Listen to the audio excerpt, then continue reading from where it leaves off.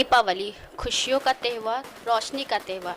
दीपावली आते ही तैयारियां पहले से शुरू हो जाती है, क्योंकि इस दिन भगवान राम का आगमन हुआ था और अंधकार पे रोशनी की विजय का त्यौहार है।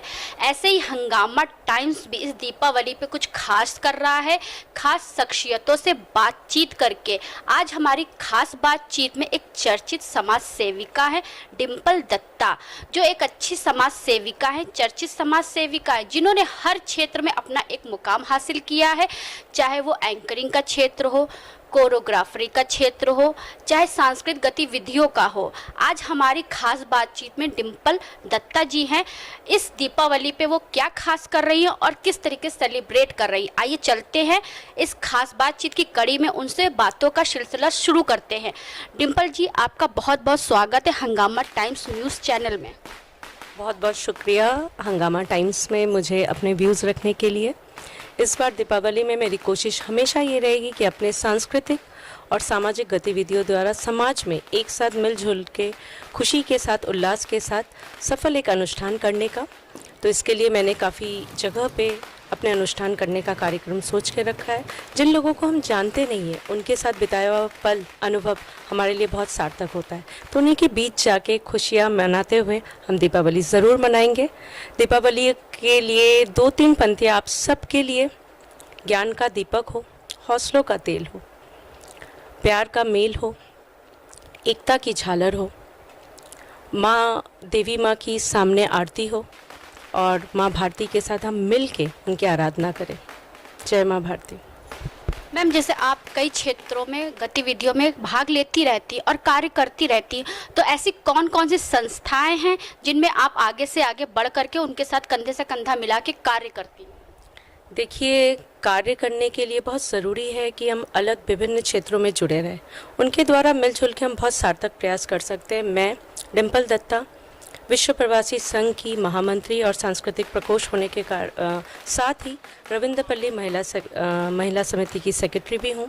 इसके साथ ही नई पीढ़ी महिला मंच की भी प्रेसिडेंट हूँ। इसके साथ ही बी वेलफेयर एसोसिएशन के भी लखनऊ से प्रमुख हूँ। इसके साथ ही स्पंदन फाउंडेशन की भी हेड हूँ और इसके साथ ही एंकरिंग करना, सांस्कृतिक अनुष्ठान करना और महिला जागृति मंच की भी प्रदेश अध्यक्ष हूँ। इसके साथ ही मेरी ये हमेशा कोशिश रहती है कि अपनी महिला मोर्चा के द्वारा समाज के लिए आर्थिक गतिविधियों के द्वारा, सामाजिक गतिविधियों के द्वारा कुछ सार्थक प्रयास करें, जिससे हम महिलाओं के लिए बहुत सार्थक कदम प्रयास की संभावना इकट्ठित कर सकें। जैसे आपने बताया मैम कि आप महिलाओं की गतिविधियों के लिए, महिलाओं के क्षेत्र में ऊंचाइयों के लिए कार्य करती रहती हैं, आगे से आगे बढ़ाएं, लेकिन आज भी कहीं ना कहीं महिलाओं की स्थिति से आप भी मैम जागरूक होंगी और आपको भी मालूम होगा कि किस तरीके से महिलाओं के लिए हमेशा शोषण होता रहता है। तो महिलाओं की स्थिति को सुधारने के लिए आपका स्पंदन फाउंडेशन या फिर आप अन्य जो संस्थाओं से जुड़ी है, वो किस तरीके से आप उनके लिए कार्य करती हैं? बहुत अच्छा प्रश्न है कि महिलाओं के आज के युग में वाकई बहुत कमज़ोर स्थिति है। इसका सबसे बड़ा कारण तो देखिए अशिक्षा है। तो मेरी हमेशा कोशिश रहती है, मैं अपने महिला मोर्चा के द्वारा हमेशा कोशिश करती हूँ, जिस क्षेत्र में अशिक्षा है वहाँ पे जाके महिलाओं को शिक्षित करना, उनके अंदर जो छुपी प्रतिभाएं हैं उनके द्वारा उनको एक अनुष्ठान के द्वारा उन प्रतिभाओं को सामने लाने के लिए काफ़ी योजनाएं, काफ़ी अनुष्ठान करती रहती हूँ। और अभी भी मेरी जो कोविड की वजह से कुछ सारे योजनाएं हैं जो अभी नहीं हो पा रही है, बहुत ही जल्द मैं उस क्षेत्र में जाके कार्य करूँगी जहाँ पे महिलाओं के लिए शिक्षा और उनके अंदर जो छुपी प्रतिभाएं हैं उनको सामने लाने के लिए बहुत सारे अनुष्ठान करूँगी, जिनसे उनका स्वाभिमान बढ़े, उनका आत्मसम्मान बढ़े और उनका विश्वास बढ़े, जिससे वो बहुत कुछ कर सकती हैं। क्योंकि महिलाएं ही हमारे सफल जीवन और सफल समाज के लिए बहुत आवश्यक अंग है। तो उनके उपलब्धि के लिए, उनके विकास के लिए हमें निरंतर प्रयास करते रहना चाहिए।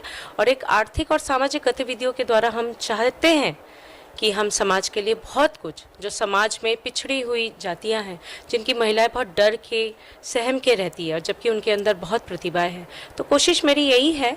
और अभी भावी योजनाओं में भी काफ़ी मैं जगह पे जाके उनके अनुसंधान करके उनके द्वारा कुछ प्रयास करूँगी, जिससे उनका बहुत विकास हो और उनके विकास के द्वारा ही हमारे समाज का, हमारे राष्ट्र का भी विकास होगा। तो मैम, कब से आप महिलाओं को जागरूक करने के लिए और समाज में सेविका के रूप में कब से काम कर रही हैं? मेरा करीबन 11 साल हो गया है। मैं रविंद्रपल्ली निवासी हूँ। तो 11 साल से ही मैं समाज के लिए अपने जितने भी संघों से जुड़ी हुई हूँ, उतने भी संघों से जुड़ के उनके आर्थिक कार्यों में, उनके सामाजिक कार्यों में, उनके सांस्कृतिक कार्यों में और महिलाओं को एकजुट करने के लिए, उनकी प्रतिभाओं को निखारने के लिए, उनका सम्मान और विश्वास बढ़ाने के लिए मैंने मतलब गिन के नहीं बता सकती नंबर में, पर काफ़ी सांस्कृतिक सामाजिक अनुष्ठान मैंने आयोजित कराए हैं। जैसे आप ले लीजिए पोष मेला ले लीजिए, आनंद मेला ले लीजिए, और भी कई प्रतियोगिता मैंने महिलाओं के लिए कराए हैं और आगे भी योजनाएं काफ़ी है। तो आप हमारा साथ दीजिए तो हम ज़रूर आपको अपडेट करते रहेंगे। तो मैम, चलते चलते इस खास बातचीत, इस दीपावली पे आप हमारे देशवासियों को क्या संदेश देना चाहेंगे? मैं यही कहना चाहूँगी, दीपावली खुशियों का और दीपों का त्यौहार है और ज़िंदगी में खुशियाँ, संतोष, विश्वास हम सबके बीच होना चाहिए। इसी को बांटते हुए, जोड़ते हुए हमें इस त्यौहार को मनाना चाहिए। दीपावली में ज़रूर मिट्टी के दिए जलाएं, ये बहुत शुद्ध होता है, बहुत पवित्र होता है। इलेक्ट्रॉनिक लाइट्स का प्रयोग बिल्कुल ना करें, लड़ियों का प्रयोग बिल्कुल ना करें, हाथ से दीपक बनाएं और हो सके तो कुम्हार के, जिनसे हम लोग दीपक लेते हैं, उनसे लेके ज़रूर आप घर में रोशन करें और दीपों का दान करें। दीपों का ये उत्सव है और सभी देशवासियों को मेरी तरफ से दीपावली की हार्दिक शुभकामनाएं। तो मैम, जैसे आप मैम बंगाली हैं, तो बंगाली में दीपावली कैसे मनाई जाती है? देखिए, बंगाली में दीपावली का भी अलग ही एक महत्व होता है, क्योंकि हम लोग काली पूजा, जो आप सब जानते हैं, बहुत बड़ा बंगालियों का विशेष त्यौहार होता है और वो दीपावली के दिन ही हम काली पूजा मनाते हैं। सारी रात जाग के उनकी आराधना करते हैं, उपवास रखते हैं, फिर सुबह उनकी आरती करके प्रसाद ग्रहण करते हैं। तो देवी काली माँ हम सब पे उनका आशीर्वाद बना रहे, यही कहना चाहूँगी। 2 लाइन बंगाली भाषा में। 2 लाइन बंगाली भाषा में तो मैं हमेशा ही सबको जागरूक करने के लिए, जिससे सबकी चेतना का विकास हो, जिसके लिए 2 लाइन मैं बांग्ला में आप सबके साथ गाना चाहूँगी। যদি তোর ডাক শুনে কেউ না আসে তবে একলা চলো রে, যদি তোর ডাক শুনে কেউ না আসে তবে একলা চলো রে, একলা চলো একলা चलो একলা चलो একলা चलो रे। कहने का तात्पर्य यही है, आप कभी मत डरिए, भय को आने भी मत दीजिए। कोई आपके साथ हो ना हो, आपके खुद में बहुत हिम्मत और ताकत होती है। आप चलते रहिए, निरंतर अच्छा कार्य करते रहिए। जय हिंद, जय भारत। बहुत सुंदर। जिस तरीके से आपने सुना, कितने अच्छे विचार व्यक्त किए। दीपावली खुशियों का त्यौहार, दीपावली सांस्कृतिक त्यौहार, दीपावली हमारे देश का त्यौहार। इसी के साथ मैं अर्चना आज खास बातचीत में हमारे साथ थी डिम्पल दत्ता जी। अपनी बातों को मैं यही विराम दूंगी, फिर मैं किसी और शख्सियत के साथ मिलूंगी। धन्यवाद।